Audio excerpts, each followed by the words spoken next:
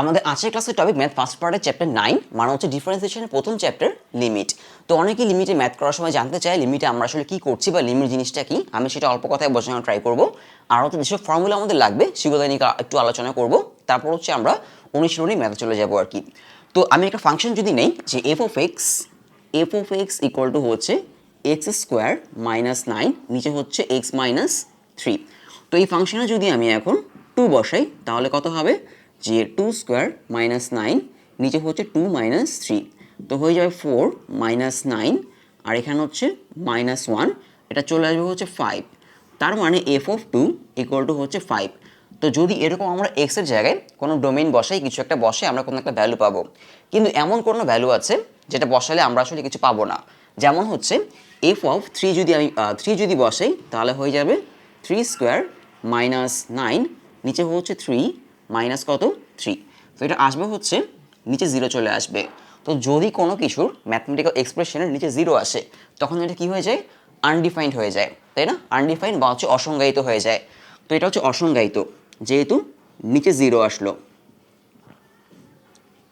ওকে, তো এই যে 3 এর জন্য এটা অসংজ্ঞায়িত হলো বা 0 আসলো।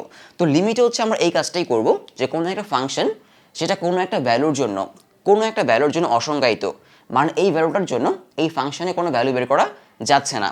তাহলে কি করতে হবে, এই 3 এর জন্য এই ফাংশনের একটা ভ্যালু বের করতে হবে। সেটা কীভাবে পসিবল, হয়তো এই ফাংশনটাকে একটু অন্যভাবে রিপ্রেজেন্ট করলে পসিবল হতে পারে।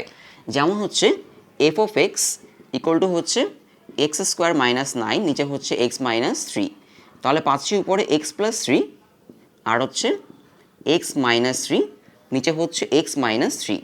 তো আমি এটা কাটতে পারি, এটা হচ্ছে উপরে আমি ইউজ করলাম হচ্ছে a² - b², মানে হচ্ছে এই 9কে লিখলাম হচ্ছে আমি 3²। তো a + b × a - b নিচে হচ্ছে x - 3 কাটাকাটি যাবে, হবে হচ্ছে x + 3।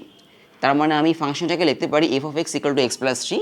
এখন হচ্ছে যদি আমি এখানে 3 বসাই তাহলে হয়ে যাবে 3 + 3 = হচ্ছে 6। তার মানে 3 এর জন্য আমি কত পাচ্ছি, 3 এর জন্য 6 পাচ্ছি এই সেম ফাংশন থেকেই। আমি কিন্তু একটু আগে 3 এর জন্য কোনো ভ্যালু পাইনি, অসংজ্ঞায়িত হয়ে গিয়েছিল। মানে ফাংশনটা এই ফরম্যাটে থাকলে আমরা 3 এর জন্য কোনো ভ্যালু পাচ্ছি না, কিন্তু ফাংশনটাকে এই ফরম্যাটে আনলে আমরা 3 এর জন্য একটা ভ্যালু পাচ্ছি এবং সেটা হচ্ছে 6। তো লিমিটে আমরা আসলে এই কাজটাই করব।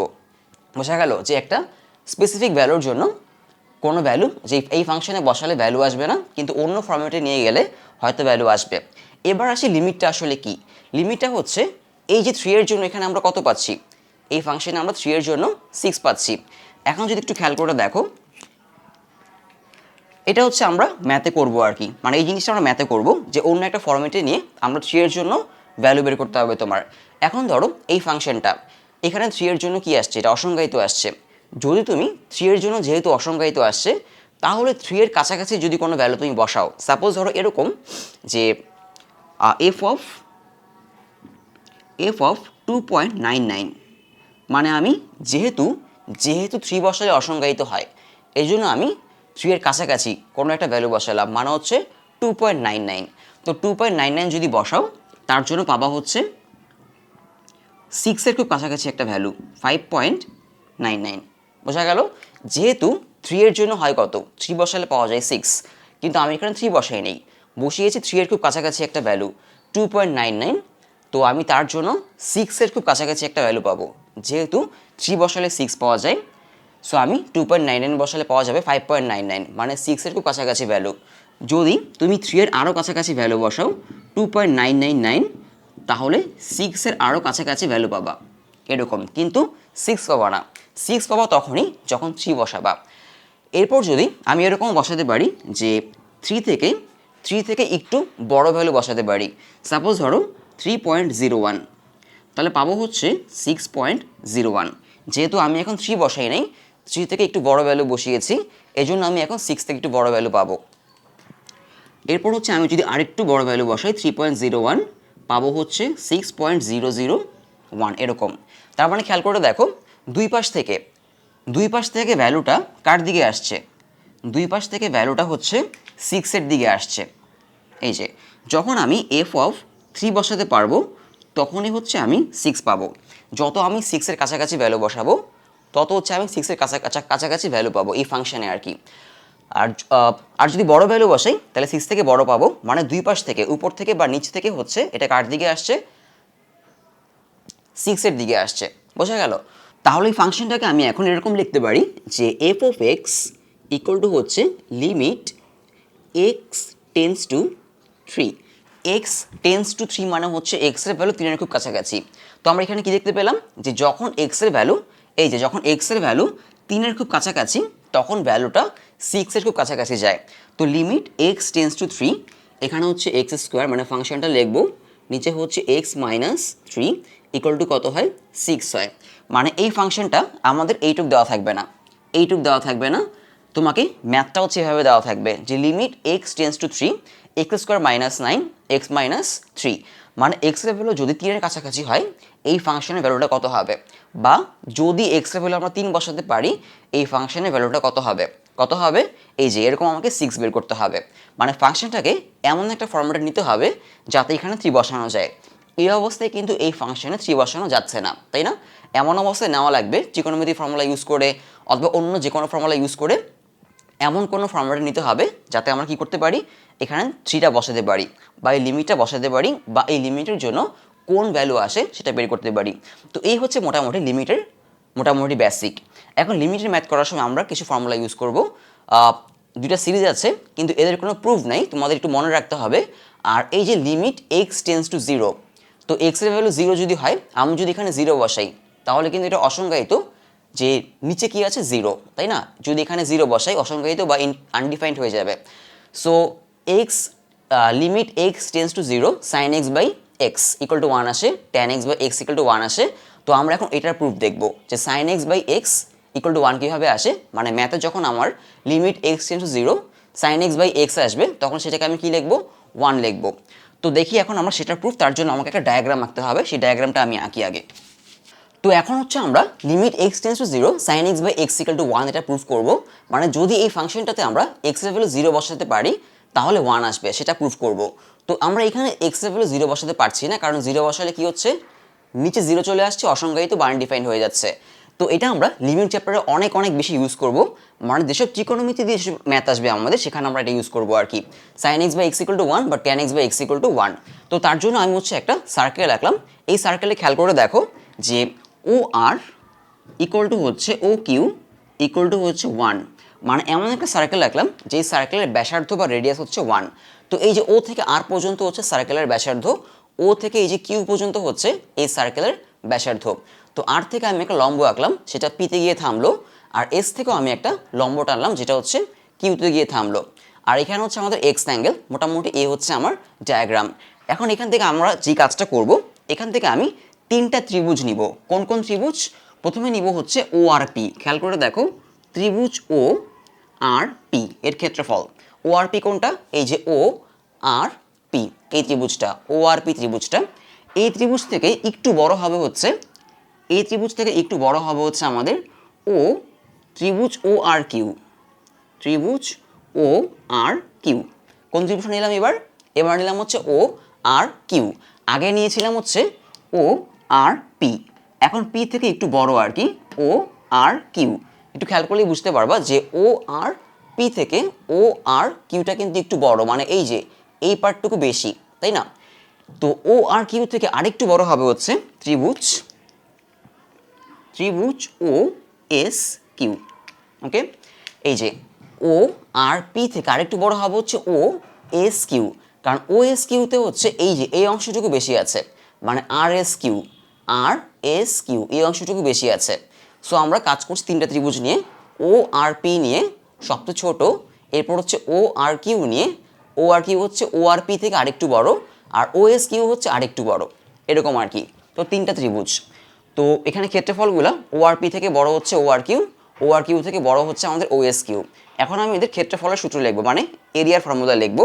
তো আমি লিখতে পারি হচ্ছে এখান থেকে যে ও আর পি, খেয়াল করে দেখো ও আর পি এর জন্য হাফ ইন্টু ভূমি ইন্টু উচ্চতা, মানে half into base into height. O R P এর বেজ হচ্ছে half into O P dot হচ্ছে আর পি, তাই না? Half into OP dot R P. এই যে ওপি হচ্ছে তার বেস আর আরপি হচ্ছে তার হাইট, তো ক্ষেত্রফল। এরপর হবে হচ্ছে আমাদের ও আর কিউ, ও আর কিউ। ও ও আর কিউ কিন্তু কোনো সমকোণী ত্রিভুজ না, মানে রাইট অ্যাঙ্গেল ট্রায়াঙ্গেল না, তাই না? তো তার জন্য আমরা ফর্মুলা অ্যাপ্লাই করবো এটা, যে যদি কোনো একটা ত্রিভুজের এটা হচ্ছে এ বাহু, এটা বি বাহু, এটা হচ্ছে ওদের মধ্যবর্তী কোণ, তাহলে আমরা লিখতে পারি sine theta dot a dot b half, মানে দুইটা বাহু এবং সেই দুইটা বাহুর মধ্যবর্তী কোণের সাইন থিটা ইন্টু হাফ, এটা হচ্ছে আমাদের ত্রিভুজের ক্ষেত্রফল। এটাও একটা ক্ষেত্রফলের সূত্র, এই ক্ষেত্রে আমরা সেটা ইউজ করব। আমি লিখবো হচ্ছে half x dot O Q dot হচ্ছে ও আর। এখন খেয়াল করে দেখো, এখানে কিন্তু আমি এক্স লিখেছি, মানে শুধু কোণটা লিখেছি, তাই না? কিন্তু ফর্মুলা ছিল হচ্ছে সাইন থিটা, মানে অ্যাঙ্গেলের সাইন। তো এটা লেখার কারণ হচ্ছে এই এক্সটা আসলে কিসে, রেডিয়ানে। এই এক্সটা অবশ্যই আমাদের বসাতে হবে হচ্ছে রেডিয়ানে, বসাতে হবে না আসলে, আমরা তো এটা দিয়ে ম্যাথ করবো না, জাস্ট আমরা হচ্ছে এই ফর্মুলাটা দেখছি আর কি। তো এক্সটা যেহেতু রেডিয়ানে, এই জন্য আমাকে মানে সাইন এক্স লিখতে হবে না, শুধু এক্স লিখলেই চলবে। তো এরপরে যাই হচ্ছে পরের ট্রায়াঙ্গেলটাতে ও এস কিউ। তো ও এস কিউটা হচ্ছে এটা থেকে আরও বড়, ও এস কিউর জন্য হবে হাফ ইন্টু ও কিউ ডট হচ্ছে এস কিউ, মানে ও এস কিউর জন্য ও ও এস কিউ, তাহলে ভূমি, এটা হচ্ছে ভূমি বা বেস, আর এটা হচ্ছে উচ্চতা বা হচ্ছে হাইট। তো এখন যেটা করব আমরা, একটু খেয়াল করে দেখো, এই ও কিউ আর ও আর কিন্তু হচ্ছে 1, মানে ব্যাসার্ধ হচ্ছে 1, তাহলে ও কিউ আর ও আর এর জায়গায় হচ্ছে আমি 1 বসে দিতে পারি। সো এটা হয়ে যাবে হচ্ছে হাফ ওপি আর পি, এখানে হবে হাফ এক্স, হাফ ও কিউ ডট হচ্ছে এস কিউ। এখন যেটা করব আমি, ওপি এর নিচে 1 আনবো, আর পি এর নিচে 1 আনবো। কেন, খেয়াল করে দেখো, কারণটা হচ্ছে আমি এখান থেকে লিখতে পারি যে সাইন এক্স, একটু খেয়াল করে দেখো, সাইন এক্স ইকুয়াল টু লিখতে পারি লম্ব বাই অতিভুজ, মানে হচ্ছে আর পি বাই হচ্ছে O R cos x equal two লিখতে পারি হচ্ছে ভূমি বাই অতিভুজ, মানে হচ্ছে ওপি বাই হচ্ছে ও আর, তাই না? মানে এই যে আমি এটা কোন ত্রিভুজ থেকে লিখলাম, এটা লিখলাম হচ্ছে আমি ও আর পি ত্রিভুজ থেকে, ত্রিভুজ ও আর পি। কারণ সাইনের রেশিওটা কি, লম্ব বাই অতিভুজ, তাই না? ও আর পিতে খেয়াল করো, ও আর পি, এই যে আর পি হচ্ছে লম্ব, আর ওপি হচ্ছে ও আর হচ্ছে অতিভুজ, আর পি লম্ব, ও আর হচ্ছে অতিভুজ, আর কজ এক্স হচ্ছে ওপি হচ্ছে ভূমি, মানে ভূমি বাই অতিভুজ, ওপি হচ্ছে ভূমি বা বেস, আর ও আর হচ্ছে অতিভুজ, তাই না? So sine x equal to R P by হচ্ছে আর পি বা হচ্ছে আমাদের পি আর, যাই হোক আর পি বাই হচ্ছে O R cos x equal to OP by O R. এখন ও আর মানে কিন্তু আসলে 1, ও আর মানে আসলে 1, সো এখানে ও আর এর জায়গায় আমি বসাতে পারি হচ্ছে 1, মানে আর পি বাই 1, আর এখানে হচ্ছে ওপি বাই হচ্ছে 1, তাই না? সো আর পি বাই 1 আর ওপি বাই 1কে আমি লিখতে পারি sine x, half into sine x আর হচ্ছে কজ এক্স। বোঝা গেল আশা করি, যে ওপি বাই 1 আর হচ্ছে আর পি বাই 1, 1টা হচ্ছে এখানে অতিভুজ, সাইন এক্স ইকুয়াল টু হচ্ছে R P by 1, cos x equal to হচ্ছে ওপি বাই 1, কোন ট্রায়াঙ্গেল থেকে লিখলাম, ও আর পি ট্রায়াঙ্গেল থেকে। ওকে, এরপরে আসবো হচ্ছে আমরা হাফ, এটা এক্স থাকলো, এখানে আমরা যেটা করব হাফ, এখানে আমি ও কিউ, এই যে ও কিউটা আসলে কত, ও কিউটা হচ্ছে আসলে আমাদের 1, যেহেতু এটা ব্যাসার্ধ, এই যে ও কিউ, ও থেকে কিউ পর্যন্ত, ও কিউ হচ্ছে 1, সো এটাকে আমি 1 লিখে ফেলবো, ও কিউ হচ্ছে 1, আর এস কিউ এই যে এস কিউকে আমি কি করব, এস কিউ নিচে আমি একটা 1 আনবো, এস কিউ নিচে একটা 1 আনবো সেই আগের মতোই। কারণটা হচ্ছে এখন যেটা করব আমি, সেটা হচ্ছে আমি যাব হচ্ছে ট্রায়াঙ্গেল ও এস কিউতে লিখবো হচ্ছে আমি tan x ইকুয়াল টু কী লেখা যায়, লম্ব বাই ভূমি। তো ও এস কিউতে লম্ব হচ্ছে এস কিউ আর ভূমি হচ্ছে ও কিউ, তাই না? tan x ইকুয়াল টু হচ্ছে যে tan x ইকুয়াল টু লম্ব হচ্ছে এস কিউ, আর ভূমি হচ্ছে ও কিউ। এখন ও কিউ কি ব্যাসার্ধ না, সো ও কিউ হচ্ছে 1, ও কিউ ব্যাসার্ধ 1, মানে radius 1, so S Q by 1কে লিখতে পারি হচ্ছে আমি tan x। তো বোঝা গেল আশা করি এ পর্যন্ত। সো এই 1টা আমি চাইলে মুছে দিতে পারি, ও কিউ ইকুয়াল টু 1 ছিল, মুছে দিলাম।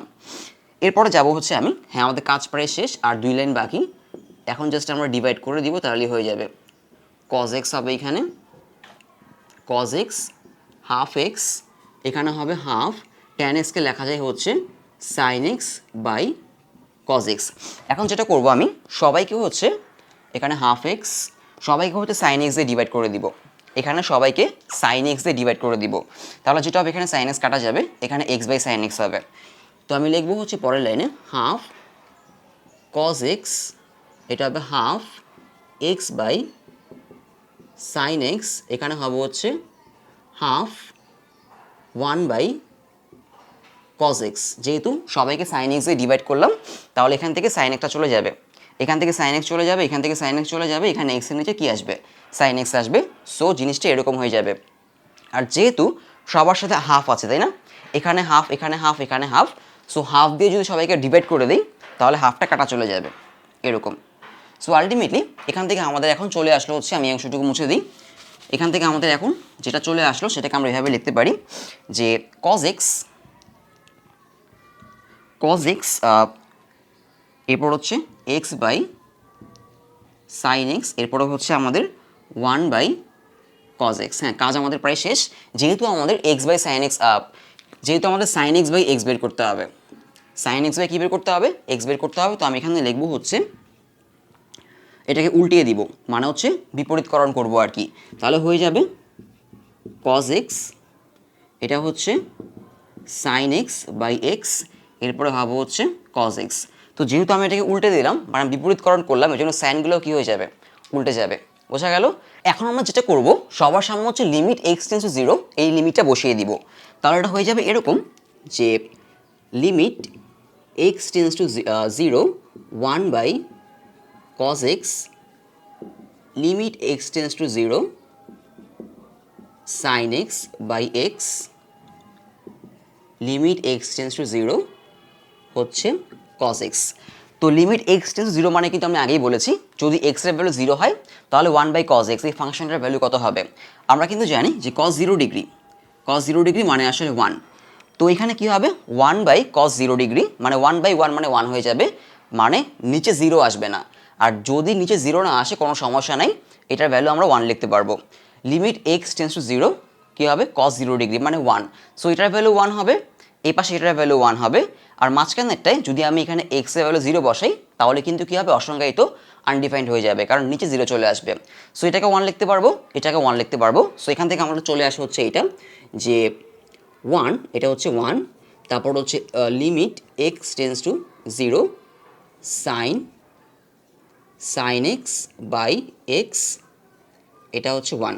তার মানে খেয়াল করে দেখো, এই যে মাঝখানের limit x tends to 0 sine x by x, এটা 1 থেকে ছোট, আবার কি 1 থেকে বড়, এরকম একটা অসমতা বা হচ্ছে আনইকুয়ালিটি দেখাচ্ছে।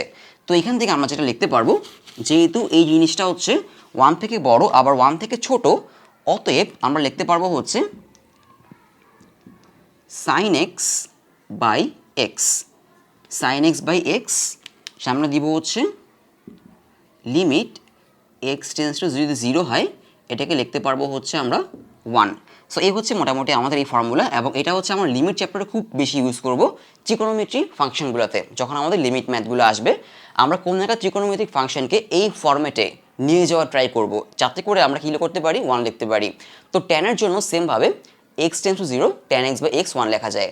তো আর এই যে সিরিজ দুইটা, এই দুটো হচ্ছে আমাদের ম্যাথে কাজে লাগবে, সো একটু মনে রেখো। তো এরপর চলে যাবো হচ্ছে আমরা এক্সারসাইজ, মানে হচ্ছে 19 ম্যাথে।